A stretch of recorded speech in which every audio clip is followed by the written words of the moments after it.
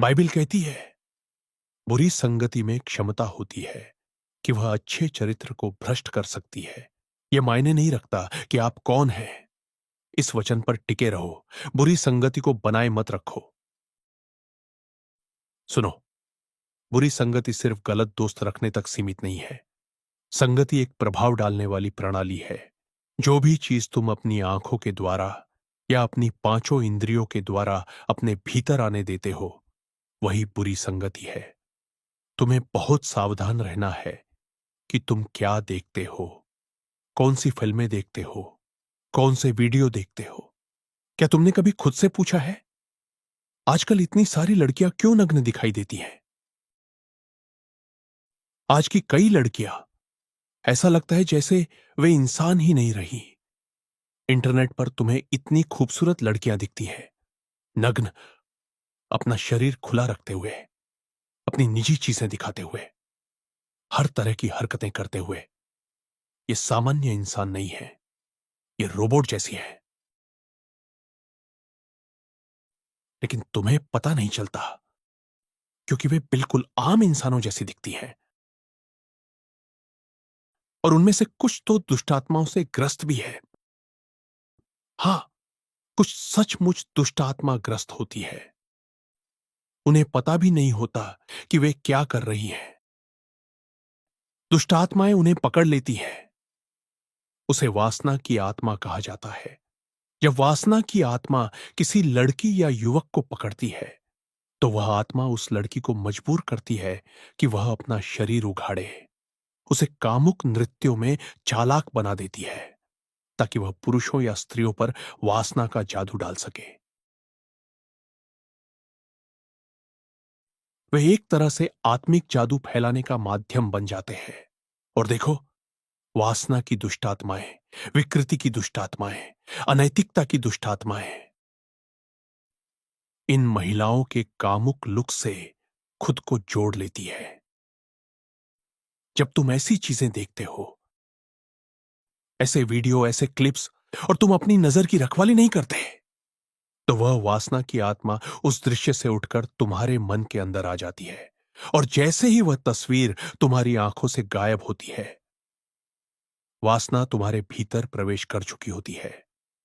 फिर तुम वासना से संघर्ष शुरू कर देते हो और धीरे धीरे वह तुम्हें ऐसे काम की तरफ धकेलती है जो तुम्हारे मंदिर, तुम्हारे शरीर को भ्रष्ट कर देता है। आध्यात्मिक जीवन एक युद्ध है। आत्मा में कैसे युद्ध करना है, मन में कैसे युद्ध करना है, पांचों इंद्रियों पांच में कैसे युद्ध करना है, यह सब जानना पड़ता है। क्योंकि अगर तुम सिर्फ आत्मा में युद्ध करते हो पर अपने पांचों इंद्रियों को परमेश्वर के वचन से बांधकर नहीं रखते, तुम्हारे पांचों इंद्रियों में कोई अनुशासन नहीं है, तो फिर भ्रष्ट करने वाली आत्माएं, वासना, पाप, आंखों की वासना, शरीर की वासना, जीवन का अभिमान अपना जहर तुम्हारे मन में भर देंगी। बुरी संगति शैतान की प्रभुता के अधीन एक प्रभाव डालने वाली प्रणाली है। आज तुम जिस चीज से संघर्ष कर रहे हो, वह लंबे समय से तुम्हें खिलाई जा रही थी। तुमने उसे आने दिया, उसे बढ़ने दिया, और वह आज वही बन गई जो तुम झेल रहे हो। मैं लोगों से कहता हूं, जो चीज तुमने धीरे धीरे विकसित की, चाहे जानकर या अनजाने में, जब तक वह एक गढ़, स्ट्रांग होल्ड नहीं बन गई, उसे गिराने के लिए भी उसी अवधि का आध्यात्मिक अनुशासन लगता है।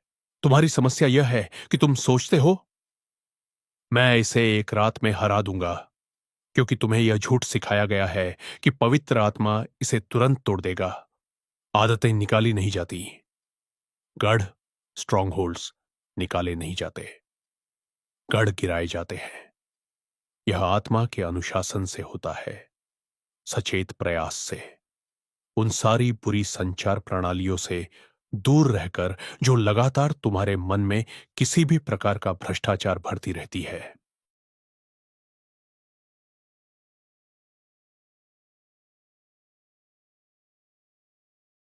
सबसे प्रभावी प्रार्थना, दुनिया की सबसे सूखी प्रार्थना होती है।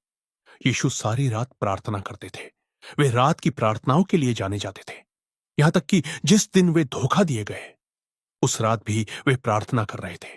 वो लौटे और बोले, जागो, प्रार्थना करो। दूसरी बार आए तो कहा, जागो और प्रार्थना करो। वे चलते हुए बोले, प्रार्थना का समय सोने का समय नहीं होता। शैतान मौका ढूंढता है। वे थके हुए थे, उन्होंने पूरा दिन काम किया था, स्वाभाविक रूप से थके। लेकिन यीशु ने कहा, अपने शरीर की कमजोरी को नजरअंदाज करो, उठो। सबसे मीठा समय प्रार्थना का वह है जब प्रार्थना में तुम्हें पवित्र आत्मा की कोई अनुभूति नहीं होती, क्योंकि तुम लोगों ने पवित्र आत्मा को बस एक फीलिंग तक सीमित कर दिया है। जब मैं प्रार्थना करता था मुझे कुछ महसूस नहीं होता था। जब मैं प्रार्थना में बढ़ रहा था तब भी कुछ महसूस नहीं होता था। मैंने बस समय तय कर दिया और कहा, मैं खुद को अनुशासन दूंगा और करता रहूंगा। सबसे प्रभावी प्रार्थना दुनिया की सबसे सूखी प्रार्थना है, सबसे मजबूत प्रार्थना। देखो, जिसमें तुम्हें पवित्र आत्मा की फीलिंग्स आती है, वो प्रार्थना भरोसेमंद नहीं होती, क्योंकि एक समय आएगा जब वे फीलिंग्स चली जाएंगी, सब सूख जाएगा, ताकि तुम एक सचेत, जागरूक, इच्छा आधारित प्रार्थना तक पहुंचो। यहीं सैनिक तैयार होते हैं, यहीं दिग्गज खड़े होते हैं। आधी रात के समय तुम कहते हो, मैं 2 घंटे प्रार्थना करूंगा और 12 से 2 तक शुरू करूंगा। तुम अपना अलार्म लगाते हो, तुम अभी भी शरीर में हो। हां, शायद 1 घंटे तक। घड़ी देखते हो, अभी सिर्फ 30 मिनट हुए। तुम अभी भी वहीं हो, लेकिन देखते ही देखते धीरे धीरे 1 घंटे के बाद तुम 1 घंटा 20 मिनट तक खींचने लगते हो। फिर अचानक आग उतर आती है। तुम 2 घंटे से 3 घंटे तक पहुंच जाते हो। इसे कम से कम हफ्ते में 2 बार करो, चाहे तुम एक कामकाजी मां हो, कुछ भी हो। मैं नहीं कहता सोमवार से शनिवार तक प्रार्थना करो। कम से कम 2 दिन तय करो स्ट्रेच करने के लिए, और कम से कम हफ्ते में 2 बार तुम्हें उपवास भी करना चाहिए। उपवास को 12 बजे तक खींचो। यदि तुम दवाई पर नहीं हो और स्वास्थ्य ठीक है, तुम उपवास को स्ट्रेच करो। अगर तुम इसे 7 दिन अभ्यास कर लो, तुम्हारी आध्यात्मिक रैंकिंग बढ़ जाएगी। हां, यही कारण है कि मैं कैंसर को देखकर कह सकता हूं, ऐसा नहीं कि मैं किसी से बेहतर हूं। हमने कुछ सिद्धांतों पर बहुत लंबे समय तक टिके रहे हैं। हम कुछ चीजों पर टिके रहे हैं। मेरी सबसे बड़ी सेवा यहां तुम्हें उपदेश देना नहीं है। मेरी सेवा है तुम्हें प्रशिक्षित करना। यह एक प्रशिक्षण भूमि है।